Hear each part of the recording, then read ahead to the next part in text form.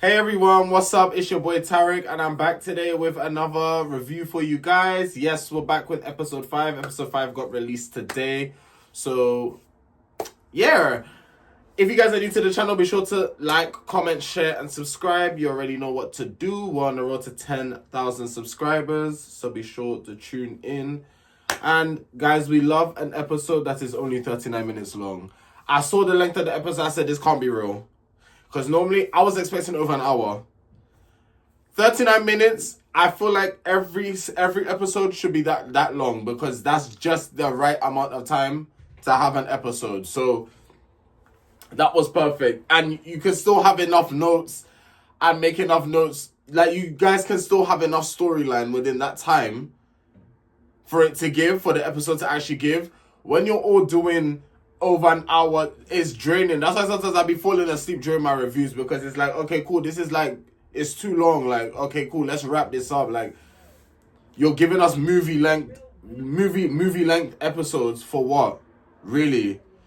For the weddings, I can understand. For the weddings, I get it. But like, for like just talking in pods and stuff like that, 40 minutes max is actually all we need. But yeah, anyway, episode 5. Let's get into it. So all the couples are on there. It starts off by showing all the couples on their separate dates. Ashleigh and Billy are talking, and Billy is saying that he's really drawn to her. Then it shows Megan and Kieran. So Kieran knows it's gonna take a lot for him to build the trust with Megan, due to what she has witnessed her mom go through, where men have been concerned and that men haven't treated her mother the best. So obviously, as a young girl, young woman growing up, seeing how a man is constantly treating your mother, you're obviously gonna be saying to yourself, okay, cool, like if this is how men and then remember, guys, it's probably one after the next. Yeah, she's constantly seeing men treating her mother like this. So it's like, okay, cool, if this is like every man that's been with my mom that's treating my mom like this, then all men, she must actually have in her head that, like, okay, probably not all men are rubbish, but like most men are like trash. So it's gonna take a lot for me to build the trust when it comes to these guys. But Kieran understands that. Megan knows she wants to say I love you, but she wants to take her time and for it to be the right time. I've been saying this, and I'm gonna say it again. That whole "I love you" thing, I still don't understand I don't understand why people have been saying it so quickly. I understand you lot are getting married. I hear it, but to say the thing is even if you guys got married and didn't say "I love you," it might sound weird me saying this, but I wouldn't be bothered by that. I wouldn't be bothered by that. And the reason why I'm saying I wouldn't be bothered by that is because this is a different type of experiment. It's not the natural way where you meet someone, you date them over the years, you then become not date them over the years. What am I talking about? Like you become boyfriend and girlfriend, you propose, you then become engaged. It's not like the natural process. This is like a whole social experiment. So it's a thing where even if, for me, if they want to tell each other they love each other and still get married, it's not going to bother me. I would understand, because it's like, okay, this process, you can have strong feelings for someone. Guys, just out of curiosity, is there anybody that's married but they don't love their partner? So like, are you married to someone but you don't love them? Like, you have it's probably non-existent. But I'm saying for this scenario, like for this social experiment, like I could look past it because of like the timing that they have. So Rover and Carl are having a conversation, and he says in his area, it's predominantly white women, where he's from. And Carl says it doesn't matter on the type. If you like someone, you like them.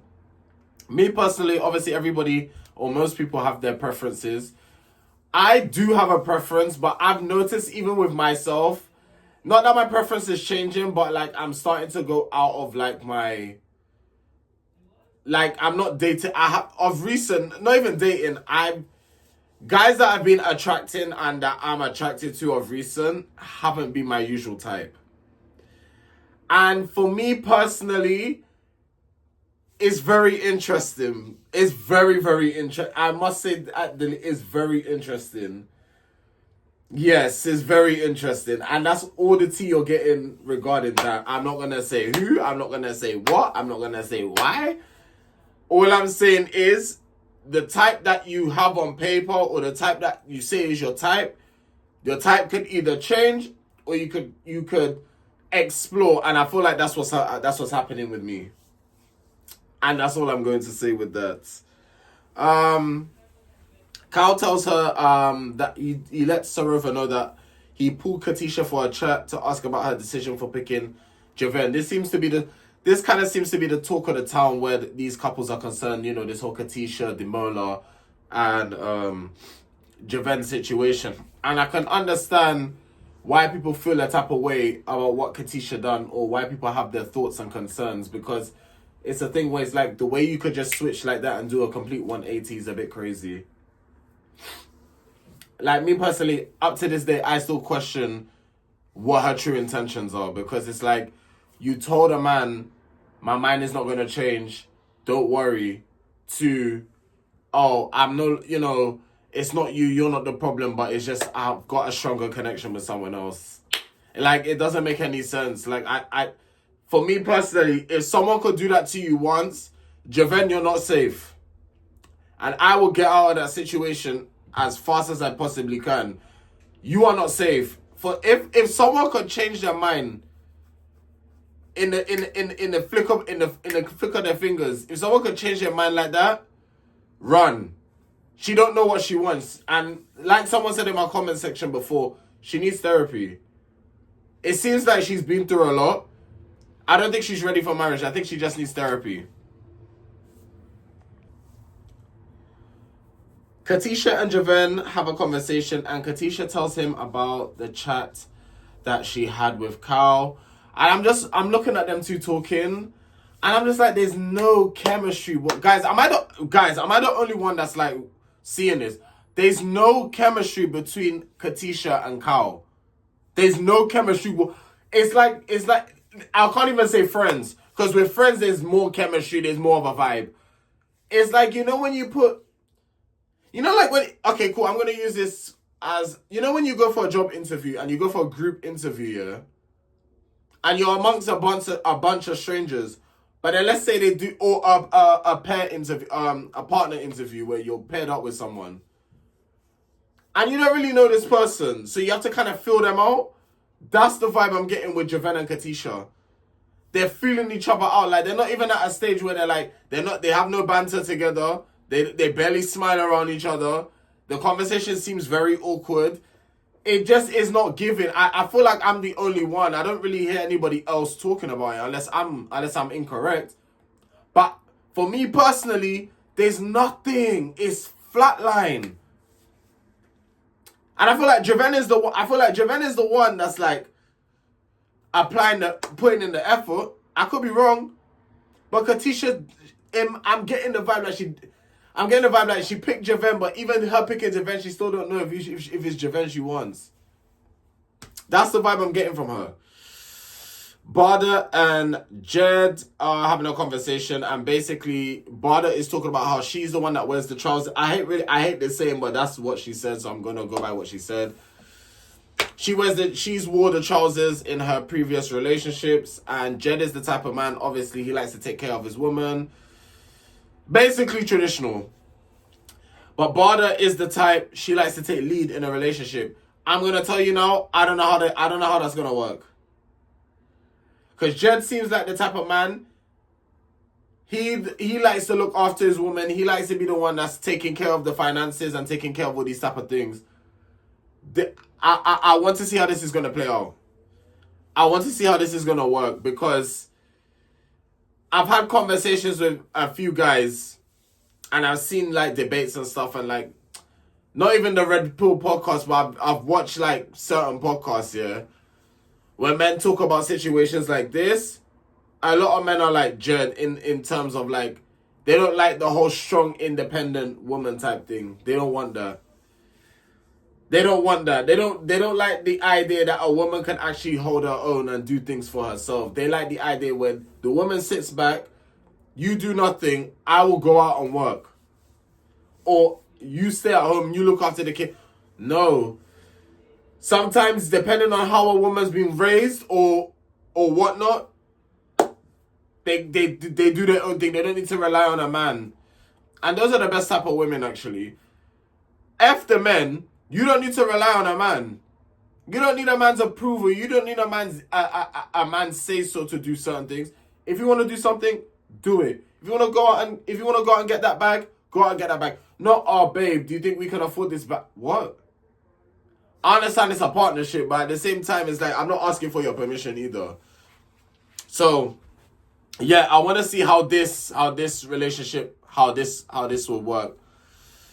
It's now come to the last full day in Cyprus. Matt and Emma, who are the hosts, join all the couples and basically explains to them the next stage of this experiment. So they will be living in their own kind of pads, and they also will be getting their phones back and meeting the families. But getting the phones back is tricky because this is when things like receipts. People start getting exposed. People start doing things for clout. People start doing the most. There's all these distractions. You're back with dating. There's a lot. So it's like, this is the real test now. The boys are having a quick debrief, and Kieran tells the boys that he hasn't heard I love you back yet. And this is the problem. People think because they say I love you, they're automatically going to hear it back. I understand, yes, you're telling someone you love them. The reciprocation will be nice to hear, I love you too. But I like people like Meg. I like the people that are taking their time. I like the people that are not just saying it for the sake of... I'm sorry, my opinion, I feel like these people that are telling these people I love you, they're saying it for the sake they're saying it. It's too quick. I don't know. I don't know the filming process, but I'm going by what I'm watching. It's too quick to be telling someone I love you. It's too quick. That's like me talking to someone for 2 weeks and then telling them I love them. Sorry? No. Not happening. Javen knows how heavy the word is, and that's why him and Katisha, Javen, whether you know how heavy the word was or not, you and Katisha are in no place to be telling each other I love you. Respectfully. You two are in no place for that. I can see on the script there's no kind of there's nothing. I know, there's nothing. There's nothing there. They can't fool me. You guys cannot fool me, I'm sorry. Megan, Sarova, and Bada are having a conversation, and Megan knows Kieran would fit nicely into her family. And Bada is saying, you know, how she had the conversation with Jed earlier about her kind of taking lead in the relationship and how she doesn't mind paying for the dates and stuff like that. And Megan is saying that's not a bad thing to, like, you know, you shouldn't be ashamed of stuff like that. And I think in society, it's like, it's not normal for a woman to be paying for dates. It's not normal for... This is how society deems it, by the way. Let me just make that clear. It's not normal for the woman to pay. The man has to be the one to pay. Even going 50-50 can turn a woman off and stuff like that. But Bada's one of those women where she's changing that narrative and she pays. She doesn't... And I guys, I really don't see the problem with that. I don't see the problem with a woman paying. If the woman is offering to pay and you're a bit short, guys, let it go. It's not that serious. Men have this kind of ego trip and this pride thing where it's like, oh no, I can't. A woman cannot pay for me. Oh, there's no way. No, I can't have that. A man will bleed out his pockets to make sure that he pays for the woman even though he cannot afford it. Nah, that's mad. If you're generally short and your woman is willing to, let her pay. She's offering. There's not going to be no kind of... The thing is, a lot of men are worried about, if we end up getting into a disagreement, she's going to throw it back in my face. Well, then she's not the woman for you. That's what she's doing. A woman who truly cares and loves you and likes you wouldn't be throwing them type of things back in your face. So yeah, it depends on the type of women you're getting with. That's another thing as well. A lot of you men be complaining about women this, women that, women this, women that. What type of woman are you getting with? Because you have the classy women, you have the women who respect themselves and others, and then you have the I like to call them the gutter rats. You have them. Yeah? Next, Billy says if Ashleigh was to say no, he doesn't know if he could go back to dating. Because I believe some people, I think Javen said if him and Katisha was to say no, they could just go back to dating. No. You're on an experience where, for me personally, you skip the whole dating part. So like, you're basically living as, you're already dating, basically, but you're dating that person until you get married to them. If that person says no at the altar, that is it. What do you mean dating again? Someone, I think was it Ben from season 8 of Love is Blind USA? He said, he wanted to date, what was her name again? Ben was the one that was Catholic, right? Him. Who was I forgot the girl's name that he was with. But he said to her, I want to date you after, like, I wouldn't mind dating you. And I'm thinking to myself, you've just gone through a whole process and you want to date? No. There's no dating happening around here. Like, I've literally stood in front of an altar with my family watching me and said I do, and you're telling me you're not ready. Nah, it's done after that. It's a wrap. It's actually a wrap. It's a wrap. Like, you would have, yeah, it's a wrap. It's done. Cal asked Javen, does he ever think about Demola and how he got done? And Javen said, yeah, he does. Because how could Katisha basically switch literally the day after? Because the way Demola came in, he was so confident. He was like, yeah, the girl's definitely mine. This, that, and the third, to him getting shagged the following day. So Javen obviously wants answers regarding that. I feel like that should have been your first question. Carl said Katisha already blindsided him once. For Javen, obviously it's a positive for him. But when you think about it, the way that Demola got blindsided, you could also get blindsided the same way. What goes around comes back around. So it's like, just if you're going to stay with someone like Katisha, you got to keep your head on a swivel. But then even with that being said, you shouldn't be keeping your head on a swivel when you're in a relationship with someone or you're planning to get married to this person. Like, you shouldn't be keeping your head on a swivel.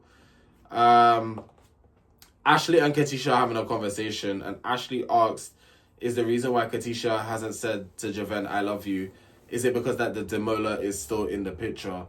One thing I will say to Ashleigh is, just because you've told Billy that you love him and same that Billy's told you, doesn't mean that Katisha needs to say the same. I just want to put that out there.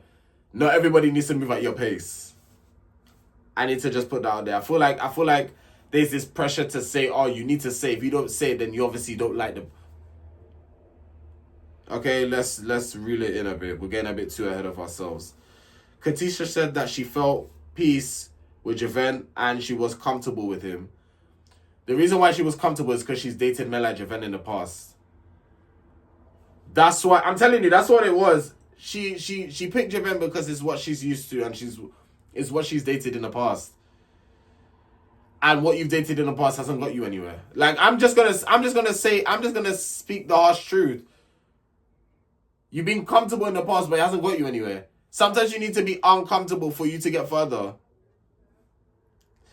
Anyway, Katisha said, and then obviously she starts crying. Katisha said it wasn't Demola. He didn't do anything wrong. She just needs a man that's gonna make her feel calm, because she said that her life is very hectic. Like I said, do you have space for marriage in this life? Guys, it's giving therapy. I'm being also real with you. It's actually giving therapy. It's giving, I should have gone on therapy before I signed up for Love is Blind.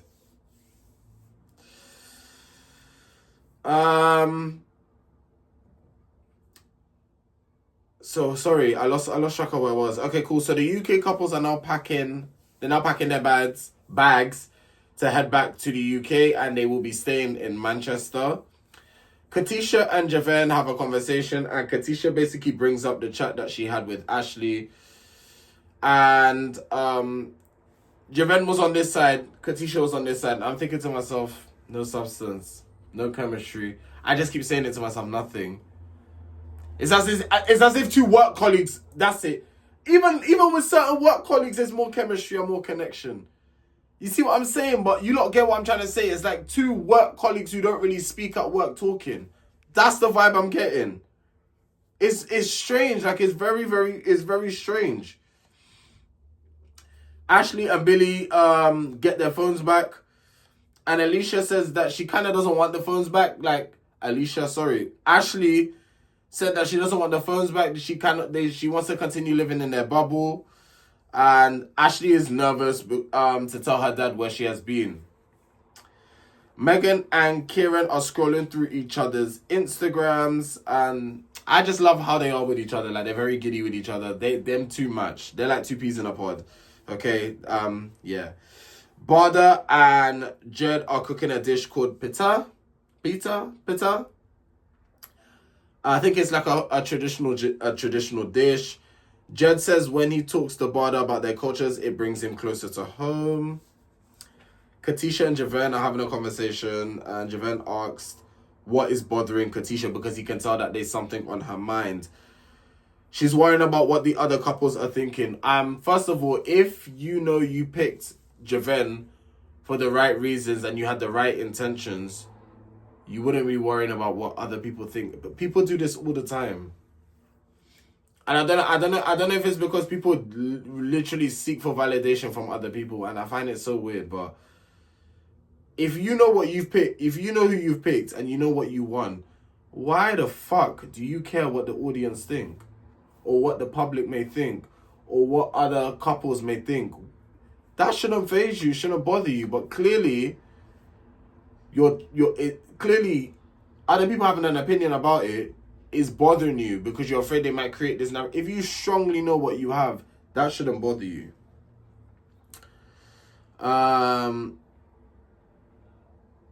Javen wants to know what Katisha said to Demola as to why he was so confident into thinking that he basically was going to propose to her. And she said that she told him not to worry. If you're going to explain something, please tell the whole truth, because that's not all what you said. You also said as well, I'm not going to change my mind. If we're going to explain things, explain everything. Don't just do it in drips and drabs, because the truth sets you free, you know? The truth sets you free. Ashleigh and Billy, today is Meet the Parents Day, and Ashleigh's from Croydon. I didn't know she was from Croydon, but they are in Croydon, and Billy gets to meet Ashleigh's dad. That man, if a hole could have opened up in the floor and swallowed that man down, it would have happened. That man was not impressed at all. I don't think he's disappointed. I think it's more of a shock.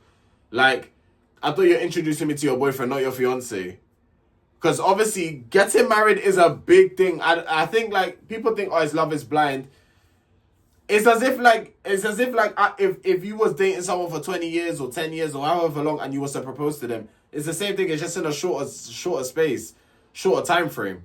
That's why you see these people's reactions. It's a big thing. But yeah, guys, that was episode 5 for you guys. If you guys have enjoyed this video, please don't forget to like, comment, share, and subscribe. Hit that notification bell so every time I upload, you guys are instantly notified. As you already know, we're on the road to 10,000 subscribers, so be sure to join the family. And yeah, I will see you guys next week. I'll see you guys tomorrow for episode 6. Take care.